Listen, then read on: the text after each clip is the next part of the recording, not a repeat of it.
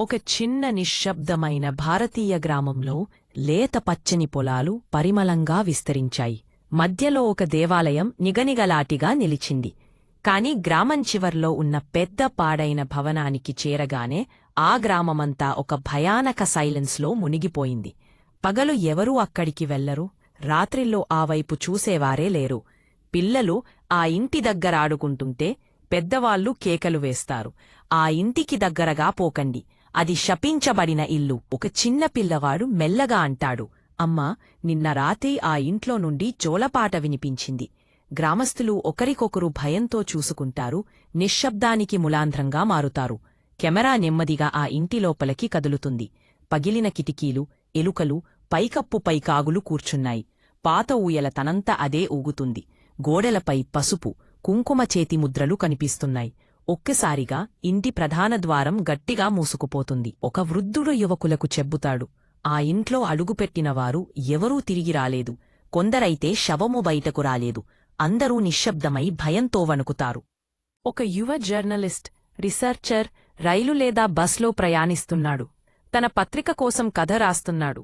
భూత బంగ్లా నిజమా, అబద్ధమా? గ్రామాన్ని చూస్తూ తనతోనే అంటాడు, ఈ ఇంటి వెనుక ఉన్న నిజాన్ని నేను బయటపెడతాను. గ్రామస్థులు అతన్ని అనుమానంగా చూస్తూ మెల్లగా మాట్లాడుకుంటారు. అతను ఒక చిన్న గది అద్దెకు తీసుకుంటాడు. ఇంటి యజమాని తొలుత సంకోచిస్తాడు, కాని చివరికి ఒప్పుకుంటూ హెచ్చరిస్తాడు. హీరో ఆ భవనం గురించి అడుగుతాడు. టీ స్టాల్ దగ్గర కూర్చున్న గ్రామస్థులు ఒక్కసారిగా నిశ్శబ్దమవుతారు.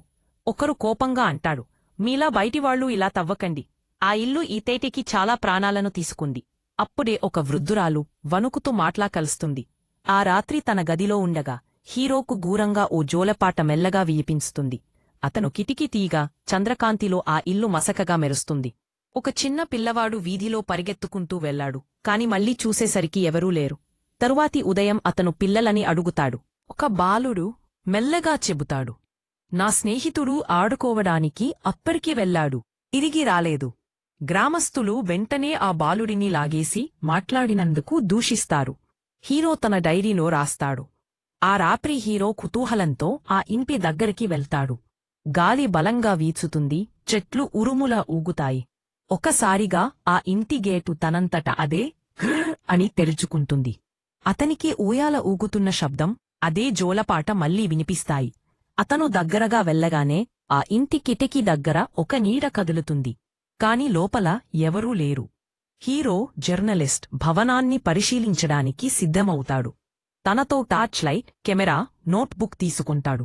గ్రామస్థులు దూరంగా చూస్తూ మెల్లగా ఒకరితో ఒకరు మాట్లాడుకుంటారు. అతను భవనానికి దగ్గరగా రాగానే గేటు తనంతట ఎలా తెరుచుకుంటుంది. అతను కాసేపు సంకోచిస్తుంది, కాని ధైర్యంగా లోపలికి అడుగు పెడతాడు. ఒక్కసారిగా గాలి ఆగిపోతుంది. ఎక్కడా నిశ్శబ్దం. అతనికి పై అంతస్తు నుండి అడుగుల శబ్దం వినిపిస్తుంది. అతను పిలుస్తాడు, ఎవరున్నారు అప్పడా? ఒక్కసారిగా వెనుక తలుపు బిగుసుకుని మూసుకుపోతుంది. టార్చ్ మినుగుతుంది. చుట్టూ గుసగుసల శబ్దం వినిపిస్తుంది. వెళ్ళిపో, వెళ్ళిపో, వెళ్ళిపో. ఒక పెద్ద చాండిలియర్ గద్దె నుండి కూలిపడి అతనికి అతి దగ్గరగా పడుతుంది. అతను భయంతో పరుగెత్తి బయటికి వస్తాడు. బయట గ్రామస్థులు ఎదురుచూస్తూ తలలు ఊపుతూ అంటారు, మేము హెచ్చరించాం, ఆ ఇల్లు ఇప్పుడు నిన్నే ఎంచుకుంది.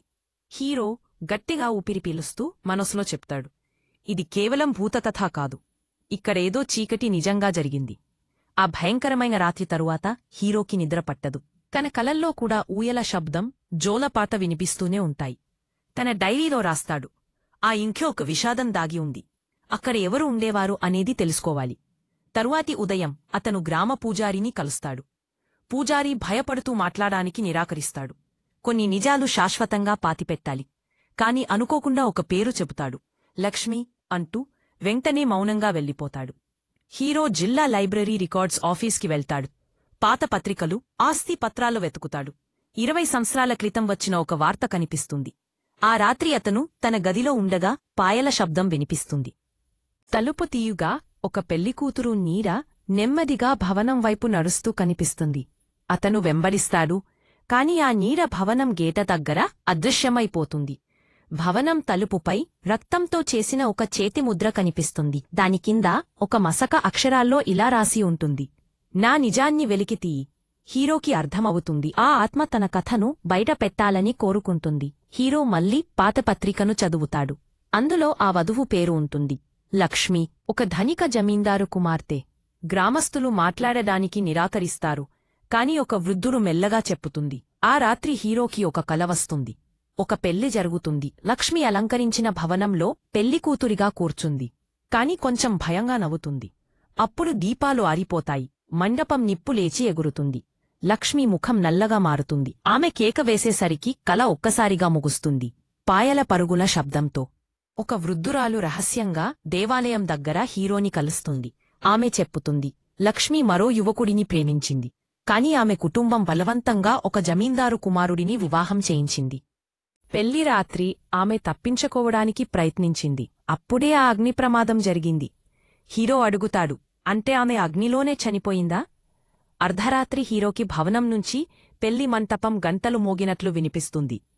అతను పరుగెత్తుకుంటూ వెళ్లి చూడగానే మంటపం ఇంకా అలంకరించబడి ఉంటుంది. ఒక వధువు ఒడ్న పెళ్లికూతురు గాజుముసుగు అతని ముందే గాలిలో తేలిపడుతుంది. అతని చెవిలో ఒక గుసగుస వినిపిస్తుంది. హీరోకి అర్థమవుతుంది, లక్ష్మీ ఆత్మ ప్రతీకారం కోసం కాదు, తన ప్రేమకథను, తన అపూర్ణమైన నిజాన్ని బయట తెట్టమని కోరుకుంటుంది. తన డైరీలో రాస్తాడు, ఆత్మ ప్రతీకారం కోరడం లేదు, ఆమె కోల్పోయిన ప్రేమకథ బయటపడాలని కోరుకుంటుంది.